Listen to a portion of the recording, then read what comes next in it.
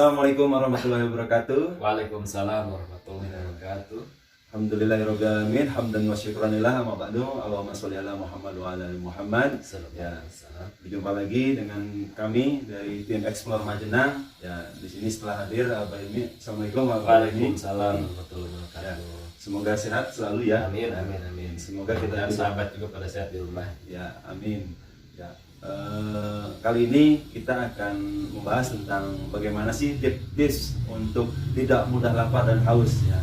Mudah-mudahan dalam rangka menjalani ibadah puasa Ramadan kali ini kita diberikan kelancaran hingga akhir ya. Karena biasanya di hari masuk ke pertengahan itu sudah mulai terasa penurunan, mulai dari imannya, semangatnya, atau bahkan ya imunnya gitu. Jadi bahkan ada cerita dari teman-teman kalau di tanggal sekian, di hari kesehatan sekitar tanggal 10-an Ramadan itu sudah ada yang mulai kerasa batuk, flu, gitu, pilek dan lain-lain. Nah, itu biasanya bukan karena puasanya, tapi karena pola makannya. Jadi ya, gitu. kondisi tubuh ya. Kondisi tubuh. Ya. Jadi ketika waktunya berbuka, yang diutamakan malah ya minuman yang manis, yang dingin, yang menggunakan es, akhirnya berdampak gitu ke kesehatan gitu. Oke, langsung saja kita akan membahas tentang apa saja sih tips-tips agar dalam menjalankan puasa ini kita tidak mudah lapar dan haus ya. Silakan. Baik. Saya awali, bismillahirrahmanirrahim. Assalamualaikum warahmatullahi wabarakatuh. Waalaikumsalam. Alhamdulillah, Allahumma sholli wa sallim ala nabiyina Muhammad ala ali Muhammad. Apa kabar sahabat Explore Majenang? Mudah-mudahan tetap setia bersama kita ya gitu. Alhamdulillah pada kesempatan pagi hari ini saya ditemani oleh Akhi Herdi. Beliau salah satu behind screen ya, di belakang layar yang biasanya meliput kegiatan-kegiatan yang diliput dalam Explore Majenang. Alhamdulillah pada pagi hari ini beliau berkesempatan bersama saya untuk menyapa sahabat semuanya, tentunya di bulan suci Ramadan ya. Ya. Baik, sahabat, tadi sudah disampaikan oleh host kita bahwa pada pagi hari ini kita akan membahas tentang tips sederhana nih, Mas Ardi ini. Karena kita ini di bulan Ramadan kayaknya tadi disampaikan makin kesini udah makin loyo. Nah, makin haus, makin lapar, godaan makin banyak. Nah, tentu saja ini butuh bekal ya, dan yang akan kita bahas adalah tips-tips supaya Ramadan kita, puasa kita di bulan Ramadan tidak cepat haus, tidak cepat lapar, dan tidak cepat loyo. Nah itu, jadi mudah-mudahan ini nanti bermanfaat bagi kami berdua dan bagi sahabat semuanya. Baik sahabat, yang pertama tips supaya tidak cepat lapar, tidak cepat loyo, tidak cepat haus adalah, yang pertama adalah kita mendasari puasa kita karena iman kepada Allah Subhanahu wa taala. Karena memang dari awal kita menjalankan ibadah Ramadan itu diseru oleh Allah di Quran surat Al-Baqarah 183 kan? Ya ayyuhalladzina amanu, wahai orang-orang yang beriman. Otomatis panggilan puasa ini adalah panggilan keimanan. Belum lagi sering saya sampaikan di hadis man shoma ramadhana imanan wahtisaban, gitu ya. Barang siapa yang berpuasa di bulan Ramadan karena iman wahtisaban dan hanya berharap pahala dari Allah, terus ghufira lahu ma taqaddama min dzanbihi, maka akan diampuni dosa-dosa yang telah lalu. Nah, jadi sebetulnya tips paling jitu, paling mujarab yang pertama sahabat adalah kita itu melandasi niat puasa kita karena iman. Karena betul-betul panggilan keimanan kepada Allah Subhanahu wa taala. Nah, ini dan terbukti efektif, Mas Herdi. Dulu di masa sahabat itu ketika perang Badar itu terjadi di bulan Ramadan loh. Gitu. Jadi ini nasihat bagi kaum rebahan nih yang menganggap menjadikan dalil bahwa puasa itu waktunya untuk tidur-tiduran, selalu rebahan gitu ya. Nah, harusnya move on nih, harusnya wake up and get up gitu ya. Karena dulu para sahabat itu bahkan perang Badar Kubro itu tahun kedua Hijriah itu di bulan Ramadan. Coba bayangkan siang hari terik panas ada panggilan untuk jihad, berperang. Dan nggak main-main itu di tengah padang pasir yang panas. Kalau kita kan paling panggilan apa tuh kita ya? Panggilan ngebuburit ya.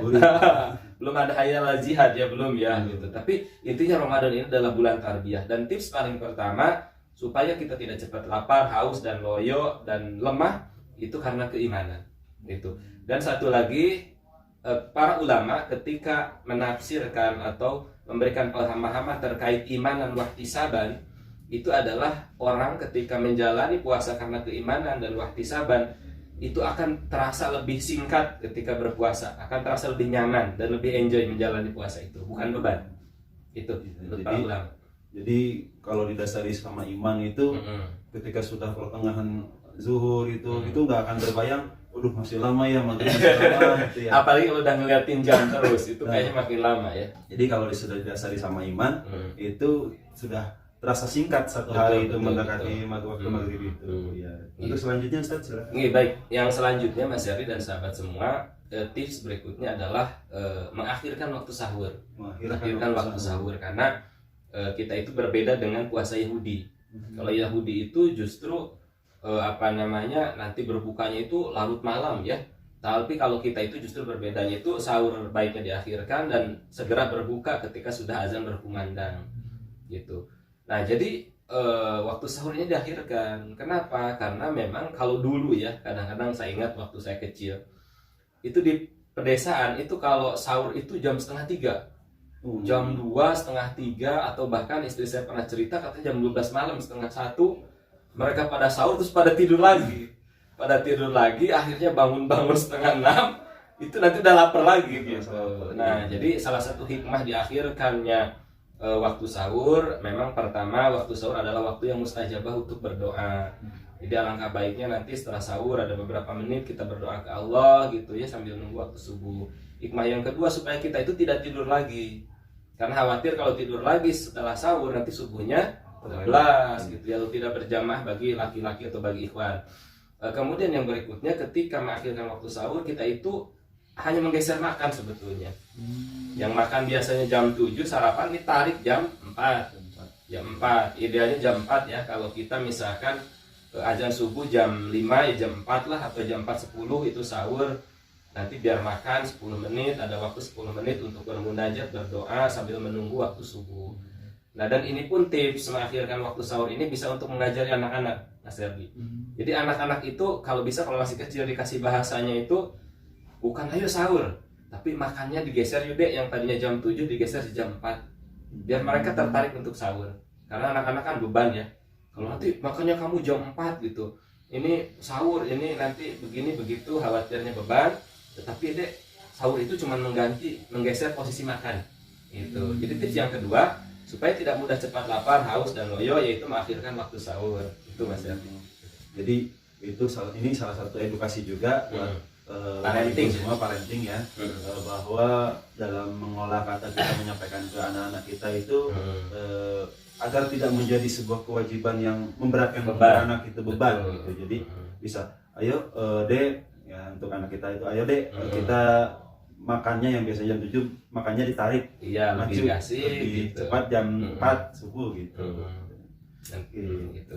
Kalau misalkan dari segi makanan tipsnya ada nggak Mbak Yumi? Oh ada tentu saja. Jadi kalau supaya tidak cepat haus dan lapar, memang hendaklah mengurangi jadi goreng-gorengan dan makanan pedas tentu saja.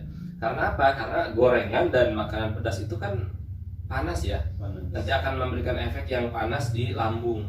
Ketika di lambung panas, otomatis ke tenggorokan pun panas kan. Akhirnya apa? Akhirnya cepat haus karena memang tenggorokan kering karena efek dari panas. Apalagi bagi sahabat yang punya asam lambung, Mas Yadi ini. Yang punya asam lambung ini kan memang tanda kutip pantangan ya. Makan sambal yang pedas, yang asam, goreng-goreng, itu nanti akan terjadi panas di tenggorokan sehingga khawatirnya malah asam lambungnya naik gitu ya, seperti itu. Jadi itu untuk makanan, memang yang pertama hindari goreng-gorengan yang pedas ketika sahur terutama. Kemudian berikutnya itu perbanyak makan buah dan sayur. Buah dan sayur gitu ya. Bahkan kalau Ustaz Jidul Akbar kan belum menyarankan sebetulnya nggak usah macam-macam sahur, itu cukup air putih gitu ya, sama madu sama kurma saja 3 butir itu sudah cukup. Tinjauan beliau. Kalau kita kan saking takut laparnya nanti seharian mau puasa, perbekalan buat seharian akhirnya 2 piring misalkan ya gitu ya, banyakin. Nah gitu, karena dorongannya mungkin kita lemah iman. Kalau yang karena iman kuat pada sebetulnya nggak sahur ya Bismillah bisa gitu ya. Iya betul. Nah tapi kalau yang lemah iman biasanya kalau nggak sahur alasan, waduh saya nggak sahur mendingan nggak puasa gitu. Ya, makanya ini tadi iman dengan ikhtiari secara makanan tidak boleh dipisahkan itu Mas Ari. Kalau dari segi tadi buah dan sayurnya ini ada spesifikasi nggak buah dan sayur yang dihindari atau yang lebih baik untuk dimakan di pas waktu sahur? Okay. Itu ada. Ya memang kalau yang dianjurkan itu lebih banyak kalau sayur itu yang hijau ya. Yang hijau kayak misalkan sayur bayam gitu ya, atau misalkan selada gitu ya dilalap gitu dan lain sebagainya. Yang terpenting itu hindari makanan yang mengandung gas. Kayak kubis itu kan gasnya tinggi ya. Iya. Gitu. Bagi asam lambung tidak baik juga gitu. Jadi makanan hijau. Terus untuk buahnya perbanyak konsumsi buah yang berair kayak semangka gitu ya, atau melon atau buah tir. Itu insya Allah itu akan lebih baik. Harapannya nanti itu akan menjadi asupan cairan juga untuk tubuh kita gitu. Baik. Berikut ya tentang contoh makanan buah-buahan dan sayuran. Nah, mungkin sedikit mengulas sebelum memasuki bulan Ramadan. Kita kan menginjak bulan Rojab dan Sya'ban. Nah, di sana sebetulnya di bulan-bulan tersebut sebetulnya kita bisa untuk latihan dulu sebelum masuk ke bulan Ramadan. Apalagi dilengkapi dengan sebelum bulan-bulan sebelumnya itu dengan puasa sunnah Senin dan Kamis gitu. Jadi ketika menghadapi Ramadan itu sudah terbiasa. Gitu. Mau sahur dengan apapun, insya Allah tidak akan jadi hambatan gitu, kurang lebih gitu. Betul. Nah, makanya bagus sekali dulu ketika teman-teman di bulan Rojab ya, itu ada program training 5 amalan sunnah harian. Oh iya betul. Nah sebetulnya itu kan road to Ramadan sebetulnya, karena dilatih di situ, latih Senin Kamis, latih tahajud, latih sodako. Itu sebetulnya bukan tanpa maksud. Itu adalah latihan. Justru harapannya ketika terbiasa di bulan Rojab, Sya'ban, kita sekarang lagi berada di puncak amal. Tidak berat lagi ketika membaca Al-Quran, tidak berat lagi ketika bangun untuk tahajud gitu, atau qiyamul lail seperti itu. Nah khawatirnya justru ketika kita gaspol mendadak di awal, nanti cepat terjun bebas juga, baru 2-3 hari udah landing ya, mungkin ibaratnya. Jadi banyak cara untuk kita mensiasati bagaimana kita melatih sebelum Ramadan itu agar kita bisa menjalankan ibadah sunnah.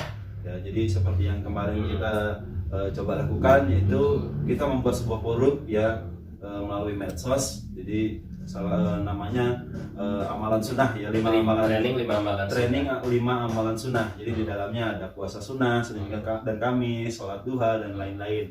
Nah, jadi maksud di sana tujuannya adalah untuk melatih dan supaya di bulan Ramadan ini makin kokoh gitu istilahnya. Sekarang itu lagi in gitu ya, lagi on fire bahasanya. Saat ini tuh. Mungkin ada satu terakhir ya. Terakhir tipsnya. Iya memang tips terakhir itu air ya. Tadi kan dari makanan itu hendaklah perbanyak minum air hangat. Karena memang air hangat itu terbukti itu akan melunturkan lemak-lemak yang ada di rongga mulut. Sehingga ketika misalkan kita terpaksa makan gorengan, ada lemak-lemak di situ atau lemak dari yang lain sehingga menyebabkan haus, itu dengan air hangat harapannya bisa melunturkan dan terbawa masuk ke dalam lambung.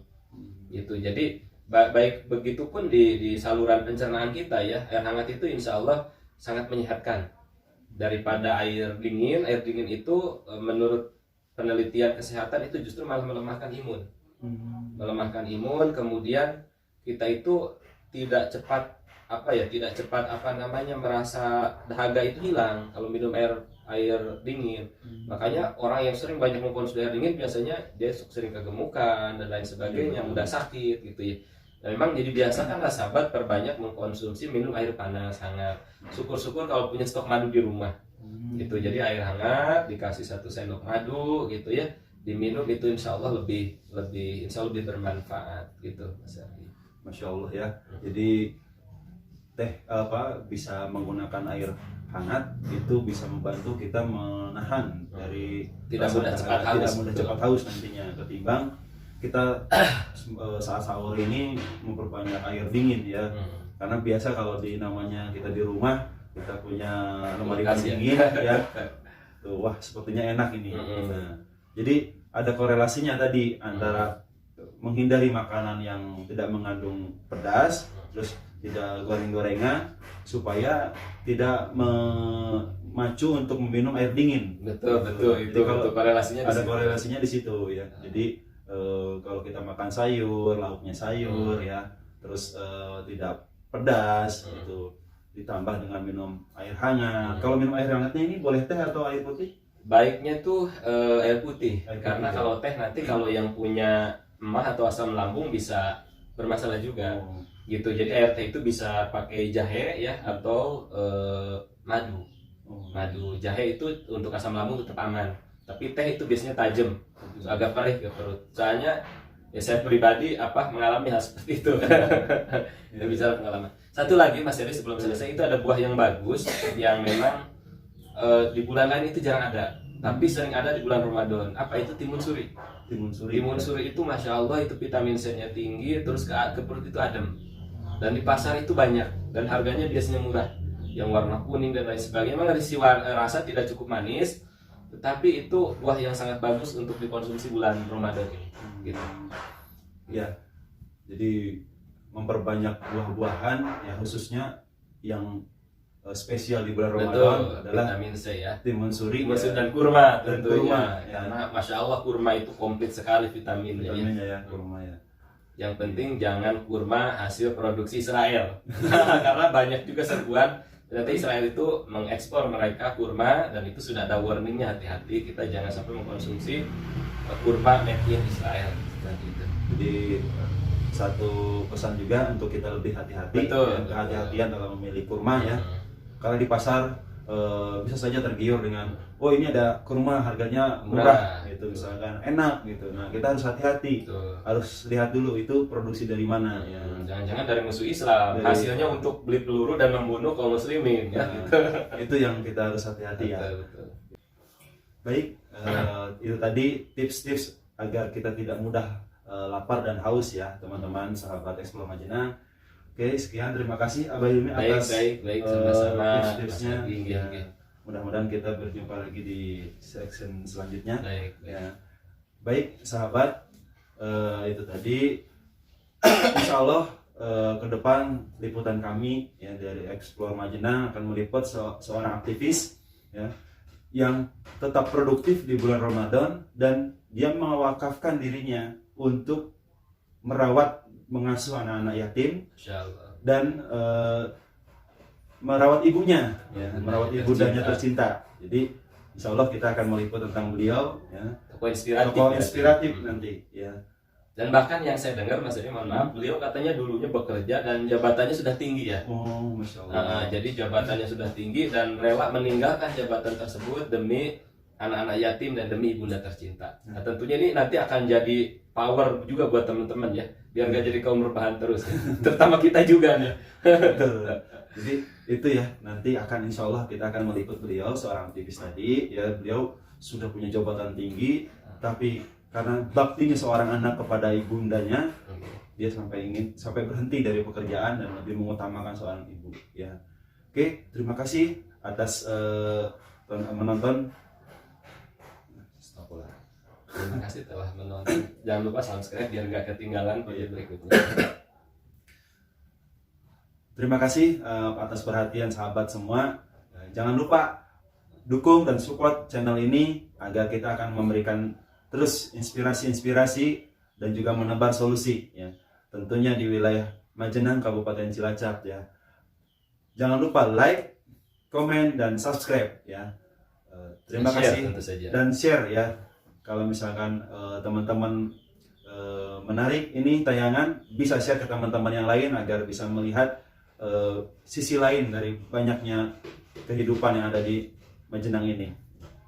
Oke, billahi taufiq wal hidayah. Wassalamualaikum warahmatullahi wabarakatuh. Waalaikumsalam warahmatullahi wabarakatuh.